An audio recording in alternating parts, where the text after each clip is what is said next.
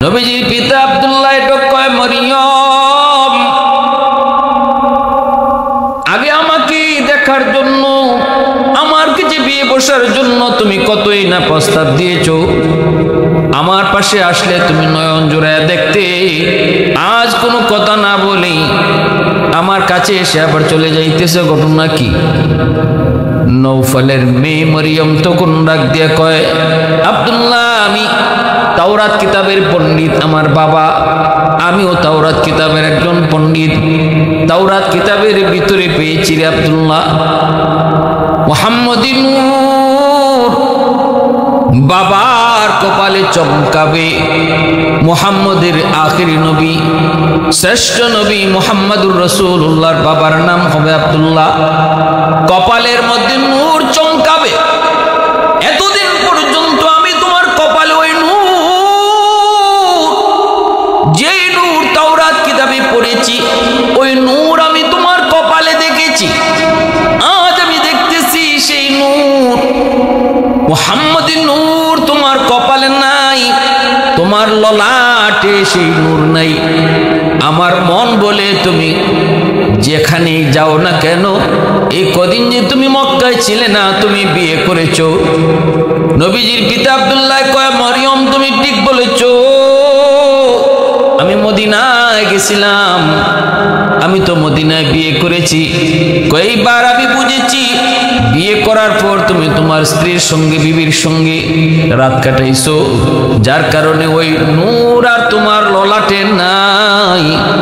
ওই নূরটা ট্রান্সফার হয়ে তোমার স্ত্রী, তোমার বিবির কাছে চলে গেছে। অতএব আব্দুল্লাহ, এখন আর আমি তোমার জন্য এত পাগল না, এত আকর্ষণ, এত মায়া তোমার প্রতি আমার নাই। তোমার প্রতি আমার যে আকর্ষণ ছিল গো, সে আকর্ষণটা ছিল মূলত তোমার ললাটে মুহাম্মদী নূরের প্রতি। যেই নূরের প্রতি আমি আকর্ষিত ছিলাম, যেই নূরের প্রতি আমি মুগ্ধ ছিলাম, আমি চাইতাম আমি যেন আখিরি নবীর মা হই, সেই সৌভাগ্য যেন আমার অর্জন হয়। অতএব সেটা আর হলো না। আমি তোমাকে বলেছি, আমার বাবার যত সম্পদ, সব সম্পদ তোমাকে লিখে দিব, শুধু তুমি তোমার বাবাকে রাজি করাও, আমাকে বিয়ে করো। কিন্তু তুমি কোনো আওয়াজ করো নাই, জবাব দেও নাই। আজ তুমি বিয়ে করে ফেলেছো, মুহাম্মদী নূরও চলে গেছে, যার জন্য আমি ছিলাম পাগল। আমি চেয়েছিলাম সে আখিরি নবীর মা হিসেবে নিজের ভাগ্যবতী বানাবো। অতএব যখন সেটা কপালে হইল না, জুটল না, আমিও নিয়ত করেছি আমি আর জীবনে বিয়ে বসবো না। দ্বীনের নবী, মায়ের নবী, রহমতের নবীর পিতা আব্দুল্লাহ মার সঙ্গে যখন আমিনার সঙ্গে বিবাহ বন্ধনে আবদ্ধ হলেন, নবীজি মার গর্ভে আইছেন, মাত্র 6 মাস হয়েছে। নবীজির পিতা আব্দুল্লাহ তিনি সিরিয়ায় ব্যবসা করার জন্য গেছেন, আসার পথে মদিনায় ইন্তেকাল করলেন। নবীজি মার গর্ভে মাত্র 6 মাস, এইদিকে তিনি বাবা হারাইলেন, বাবা মদিনায় ইন্তেকাল করলেন, মদিনায় কবর হয়ে গেল।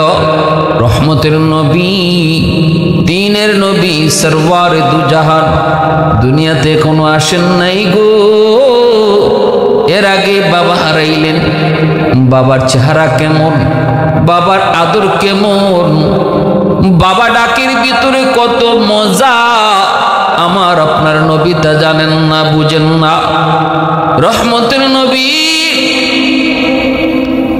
দুনিয়াতে আগমন করলেন।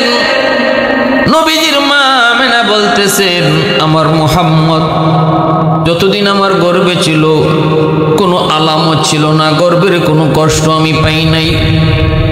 সন্তান পেটে আসলে পরে নারীদের যেমন কিছু সমস্যা হয়, নবীজির মা আমেনা বলতেছেন আমার বিন্দু পরিমাণ কোনো সমস্যা হয় নাই। গর্ভপাতের সময়, ভূমিষ্ঠের সময় যেমন ভাবে মা কষ্ট পায়, নবীজির মা বলতেছেন আমি তেমন কষ্ট পাই নাই। আমি আমার সন্তান যখন দুনিয়াতে আগমন করি, আগমন করার সময় সে সেজদারত অবস্থায় ছিল।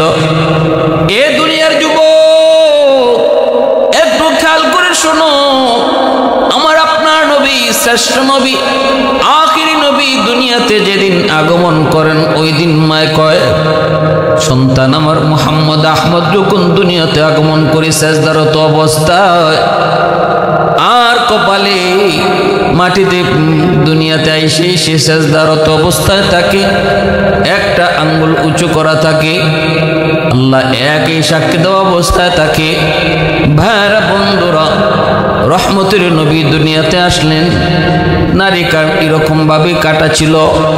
দুনিয়াতে যত সন্তান আসে খতনা করা অবস্থায় কেউ আসে না, কিন্তু রহমতের নবী আসলেন খতনা করা অবস্থায়, নারী কাটা অবস্থায়, পাক পরিষ্কার পরিচ্ছন্ন।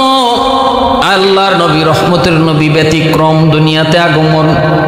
অতএব নবী হওয়ার পিছনে 40 বছর পরে নবীজি নবী হয়েছেন, কিন্তু নবী হওয়ার প্রমাণ আল্লাহ 40 বছর আগে জন্ম থেকেই আল্লাহ পদে পদে নবী হওয়ার দলিল আল্লাহ রেখে দিয়েছেন।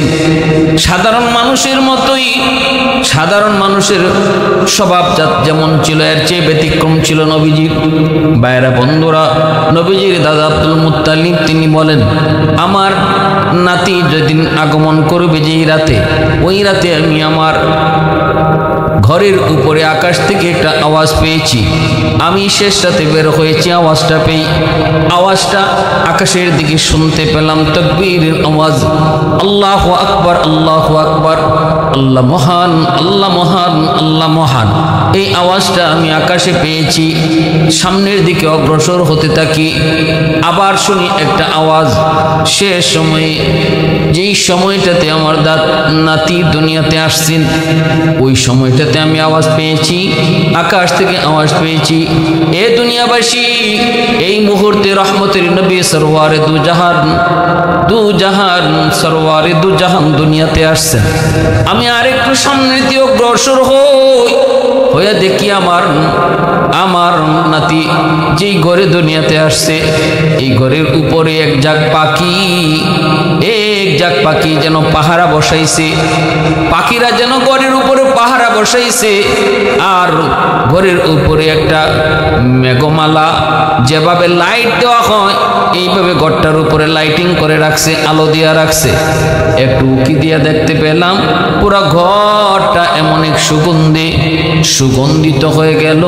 আমি বুঝতে পেরেছি এটা দুনিয়ার কোনো সুগন্ধি নয়, এই সুগন্ধি দুনিয়ার কোনো মার্কেটের সুগন্ধি নয়। আমি দরজার আওয়াজ দিলাম, ভিতর থেকে আমার বৌমা আমেনা বলতেছে, বাবা গো একটু পরে আসেন, নাতিকে দেখবেন, একটু পরে আসেন। একটু কষ্ট পেয়ে আমি চলে যেতে চাইলাম, আমার নাতিকে আমি একটু দেখবো, কিন্তু আমার বৌমা আমাকে ঢুকতে দেয় না। কিন্তু মনে কষ্ট পাওয়ার লগে লগে দেখতে পেলাম একজন বিশাল আকৃতির একজন মানুষ আমাকে আটকায় বলতেছে, আব্দুল মুত্তালিব কষ্ট পেও না, ফিরে যেও না, একটু পরে ঘরে ঢুকো, কারণ এই মুহূর্তে রহমতের ফেরেশতারা সরওয়ারে দো জাহানের পরিচর্যায় লিপ্ত। রহমতের ফেরেশতারা ঘরের ভিতরে সরওয়ারে দু জাহান রাহমাতুল লিল আলামিন, ওই রাহমাতুল লিল আলামিনের সেবা শুশ্রূষায় লিপ্ত। একটু পরে তুমি ঘরের ভিতরে ঢুকো, এই আওয়াজটা একজন আমাকে দিল। তখন আমি বুঝতে পেরেছি আমার নাতি জেনতেন সাধারণ কোন নাতি নয় গো। আমার ভাইরা বন্ধুরা, মায়ার নবী দয়ার নবী দুনিয়াতে আগমন করলেন। আল্লাহর নবী আসলেন দুনিয়াতে, কিন্তু বাবা হারা। জন্মের আগেই নবী বাবা হারাইছেন। আস্তে আস্তে নবী বড় হতে লাগলেন। ছোট্ট বয়স শিশুদের অভ্যাস, বাবা কই, বাবা কই, আমার আব্বা কই, আমার আব্বা কই কই আম্মাকে ডাকে। মা কত বন্ধু বাবার হাত ধরে হাঁটে, বিকাল বেলা বাবারা এসে বন্ধুদেরকে বাড়িতে নিয়ে যায়। তোমা গো আমার আব্বু কই, আমার আব্বু কেমন, আব্বু কেমন একটু কন, কোথায় গেলে আব্বুকে পাওয়া যাবে। মা আমেনা কেমনে সন্তানকে সান্ত্বনা দেয়। এইভাবেই নবীজির বয়স বেড়ে বেড়ে 6 বছর হয়ে গেল। একদিন মা তার শ্বশুরজি নবীর দাদা আব্দুল মুত্তালিবকে বলতেছেন, বাবা আপনার নাতি শুধু বাবা বাবা করে, একটু অনুমতি যদি দেন মদিনায় যাব, মদিনায় গিয়ে তার বাবার কবরখানা একটু দেখে আনবো। আব্দুল মুত্তালিব কয় ঠিক আছে মাগো যাও। উম্মে আয়মনকে সাথে নিয়া মা রসুলকে সঙ্গে নিয়ে তিনি মদিনায় গেলেন। আল্লাহর নবী 6 বছর বয়স নবীজির কবরের পাশে যাইয়া, নবীজি তার দাদা বাবার কবরের পাশে যাইয়া কান্না শুরু করে দিলেন। মা যেই মাত্র দেখাইলেন ওই যে এই কবরটাই হলো তোমার আব্বার কবর। ছোট্ট মোহাম্মদ রসুল ছোট্ট 6 বছর বয়স, বাবার কবর দেখা মাত্রই কবরের পাশে যায় হাওমাও করে কবরের মাটি ধইরা কান্না করতেছেন, বাবা গো ও বাবা তুমি কেমন, চেহারা কেমন তাও কোনোদিন দেখলাম না, বাবার আদর কেমন তাও বুঝলাম না। কান্দেন আর মা সান্ত্বনা দেয়। এক পর্যায়ে মাকে নবী ডাক দেয়া কয়, মা গো তুমি মক্কায় চলে যাও, আমি মদিনা ছেড়ে যাব না গো। মদিনা তখন নাম হলো ইয়াসরিব, আমি ইয়াসরিবে থেকে যাব।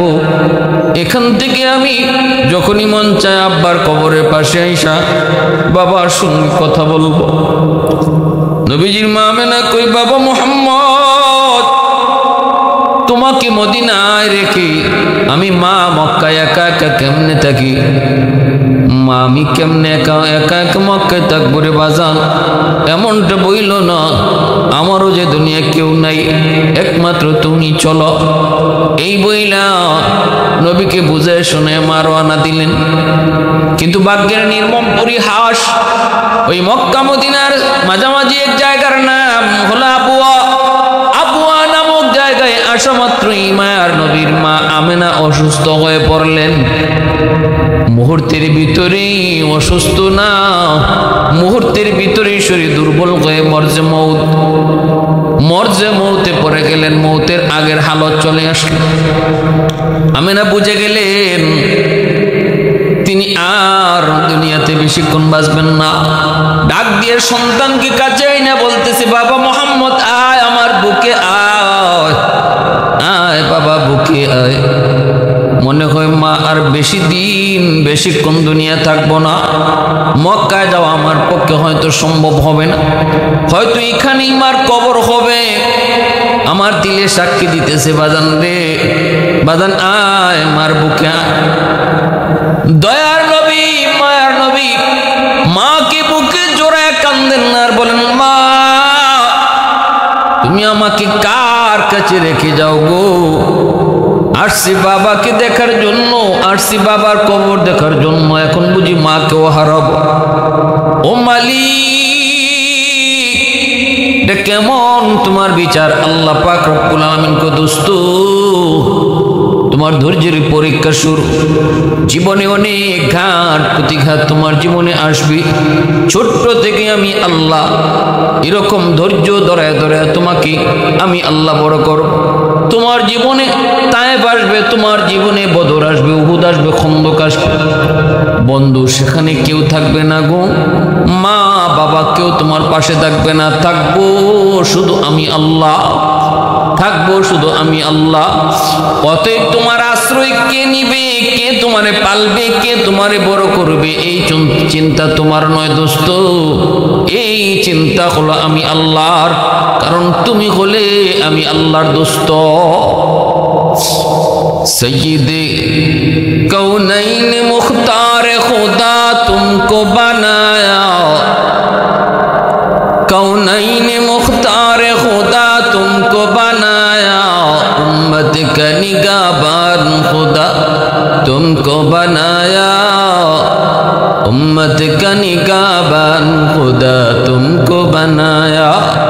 मौला मेरा आका मेरा रहमत की नबी है, ताजदार मदीना है तुमाहे अरबी है, ताजदार मदीना है तो माह अरबी है। अशजार ने देते हैं नबूवत के शहादत, तशकीक कमर में है तो अंगुल की इशारा, तशकीक कमर में है तो अंगुल की इशारा। বাইরা বন্ধুরা, আল্লাহ নবী মার গলায় জড়ায় নবী কান্দেন। নবীজি কান্দেন আর বলেন, মা গো, ও মা, তুমি আমাকে কার কাছে রেখে যাচ্ছ? উম্মে আইমান কি মা ডাক দিয়ে আনলেন, আইনা হাতে হাত রেখে বলতেছে, মা, এ উম্মে আইমান, তোমার হাতে আমি আমার সন্তান মুহাম্মদকে আমানত রেখে গেলাম, তুমি আমার মুহাম্মদকে দেখে রাখো। যেই মাত্র উম্মে আইমানের হাত ধরায় নবীর মা, নবী কি বুঝে দেয়া যায়? নবীর বুঝতে আর বাকি থাকে না, গলা জড়ায় দুই রকম, মা গো, ও মা, তুমি একটু কি ভাইবা দেখছো আমি আজ থেকে রাতের বেলা কার সাথে ঘুমাবো? কে আমাকে রাতে ঘুম পড়াবে? কার গলা জড়ে আমি ঘুমাবো? কে আমাকে খাওয়াবে? কে আমাকে গোসল করাবে গো মা? জন্মের আগেই বাবা হারাইলাম, বাবার আদর কেমন আমি নবী বুঝি না। জন্মের আদর কেমন, বাবার আদর কেমন আমি মুহাম্মদ জানি না, বুঝি না। তুমি মার কাছে মার আদর, বাবার আদর, সব আদর, দুনু আদর পেয়ে বড় হয়েছি। আজ তুমি আমাকে কার হাতে রেখে যাইতেছো? একটু কি বুঝেছো আমি কার সাথে ঘুমাবো? কে আমাকে গোসল করাবে, কে খাওয়াবে, কে ঘুম পাড়াবে গো মা? আল্লাহর নবী কান্দেন। এই অবস্থায় আল্লাহ পাক রব্বুল আলামিন মা আমেনাকে আল্লাহ নিয়ে গেলেন। উম্মে আইমানের হাত ধইরা মায়ার নবী মাকে ওই আবওয়া নামক জায়গায় দাফন কইরা তারা মক্কার দিকে রওনা দিলেন। 6 বছরে একটা বাচ্চার কি হালত একটু বোঝার চেষ্টা করো রে যুবক। দু জাহানের বাদশাকে আল্লাহ পাক কি পরিমাণ সবর আর ধৈর্যের পরীক্ষা দিয়ে আল্লাহ বড় করতেছে। এই অবস্থায় দেখা যায় আল্লাহ নবী মায়ার নবী দাদার বাড়িতে আসলেন। দাদা আব্দুল মুত্তালিব দূর থেকে তাকান, গেল 3 জন, আসতেছে 2 জন। আব্দুল মুত্তালিবকে দেখে নবী দৌড় দিয়ে দাদাকে জড়ায় ধরলেন। দাদা গো, ও দাদা, গেছি বাবাকে দেখার জন্য, বাবার কবর দেখার জন্য, কিন্তু বাবার কবর দেখতে যেয়া মাকেও হারে আসছি। দাদার গলায় জড়ায়া 6 বছরের বালক আমার আপনার নবী কান্না করে আর কয়, দাদা, ও দাদা, আমি কাকে মা করে ডাকবো? কার গলা জড়ায় আমি রাতে ঘুমাবো? কার গলা জড়ায় রাতে ঘুমাবো? আল্লাহ নবীর দাদা আব্দুল মুত্তালিব কলিজা টুকরা নাতিকে গলায় জড়ায় চুমুকায় আদর করে কয়, বাইরে কান্দিস না, সব ফয়সালা আমার আল্লাহ পাকের, একটু কান্দিস না, ধৈর্য ধর। দাদা যতদিন দুনিয়াতে আছি দাদার কাছে তুমি থাকবে। দুনিয়াতে মা নাই, বাবা নাই, এমন কোন অভাব আমি দাদা তোমাকে বুঝতে দেব না রে ভাই, বুঝতে দেব না। এত মায়া করতেন আব্দুল মুত্তালিব। তিনি ছিলেন মক্কা খানায় কাবার মুতাওয়াল্লি। যেই 4টা ওনার জন্য খানায় কাবার সামনে থাকতো, সাহস হতো না কারো সেই চেয়ারের কাছে যাওয়ারও। কিন্তু আমার নবী ছোট্ট, তিনি যে দাদার ওই 4টার মধ্যে তিনি বসতেন। মক্কার মানুষজন শুধু দেখতো। অনেকেই বলতো, আপনার নাতি মুহাম্মদ আপনার এই চেয়ারে বসে যায়। আল্লাহর নবীর দাদা আব্দুল মুত্তালিব কয়, তোমরা জানো না রে, আমার নাতি সাধারণ কোন নাতি নয়, আমার নাতি আমার চেয়েও অনেক বড় হবে, জগৎ বিখ্যাত হবে। কারণ আমি জন্মের সময় এমন কিছু আলামত দেখেছি যে আলামতগুলা সাধারণ কোনো সন্তান জন্ম নেওয়ার সময় হয় না। ভাইরা বন্ধুরা, ওই দাদা আব্দুল মুত্তালিবের ছায়াতলে নবীজি 2 বছর থাকলেন। এরপরে দাদাও ইন্তেকাল করলেন। অর্থাৎ নবীজির বয়স যখন 8 বছর, 8 বছর বয়সে দাদাও ইন্তেকাল করলেন। এবার নবীজি দায়িত্ব গ্রহণ করলেন নবীর চাচা আবু তালিব, নবীর আপন চাচা, বড় মায়ার চাচা আবু তালিব কে তিনি হযরত আলী রাদিয়াল্লাহু তাআলা আনহুর বাবা।